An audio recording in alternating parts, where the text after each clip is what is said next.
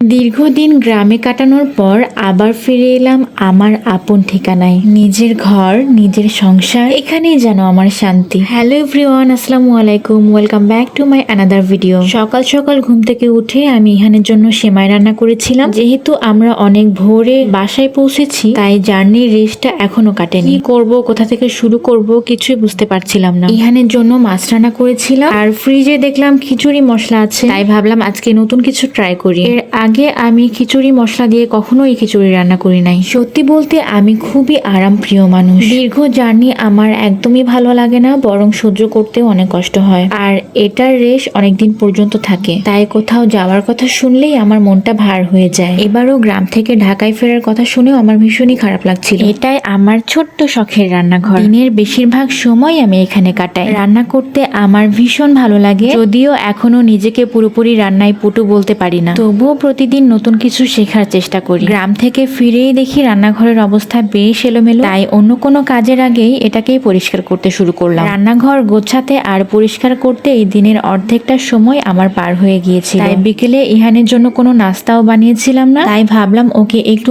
আম কেটে দিই। আমি ওকে ম্যাশ করে দিয়েছিলাম, যেহেতু কাটা আম ও পছন্দ করে না, আর ইদানিং ও তেমন কিছুই খেতে চাচ্ছে না, তাই এটাও খাবে কিনা আমি কনফিউজড ছিলাম। একটু টেনশনও হচ্ছিল, যদি না খায় তাহলে ওর জন্য কি নাস্তা বানাবো। একটা বিষয় কি জানেন, অনলাইন প্ল্যাটফর্মে ধৈর্য সহকারে কাজ করা অনেক টাফ। বিশেষ করে একা হাতে বাচ্চা সামলিয়ে সংসারের কাজ সামলিয়ে সত্যি সত্যি অনেক টাফ। মাঝে মাঝে মনে হয় যে সবকিছু বাদ দিয়ে দিই, তারপর আবার মনে হয় যে না, আমাকে কিছু একটা করতে হবে। এভাবে চার দেয়ালের মধ্যে নিজেকে বন্দি রাখলে চলবে না। মাঝে মধ্যে আমিও হাল ছেড়ে দিই, যেমন এই ধরুন না, অনেকদিন কিন্তু ভিডিও আপলোড করিনি আমি, আবার নতুন করে শুরু করলাম। ইনশাল্লাহ এবার থেকে কন্টিনিউ করব। এই খিচুড়ি মশলাটা দিয়ে আমি খিচুড়িটার একদমই 12টা বাজিয়ে ফেলেছি। খিচুড়িটা একদমই মজা হয়েছিল না, মশলার গন্ধ পাচ্ছিলাম আর কি।